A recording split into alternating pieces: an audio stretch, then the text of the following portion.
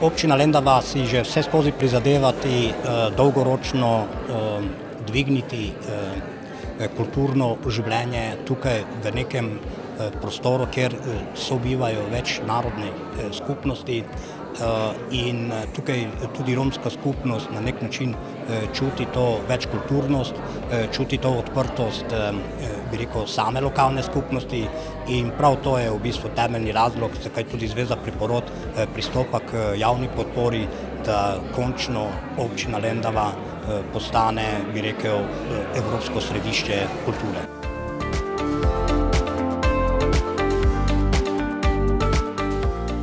Romski jezik, identiteta je na področju kulture zelo pomembna. Torej, če vse to povežemo, potem tudi ugotovimo, da je vse manj romskih ustvarjalcev, torej tudi tistih, ki so v Prekmurju označili v preteklosti zelo močno glasbeno, kulturno ustvarjalnost, se tudi ta izgublja, ker se ne upoštevajo te jezikovne specifike romskega jezika.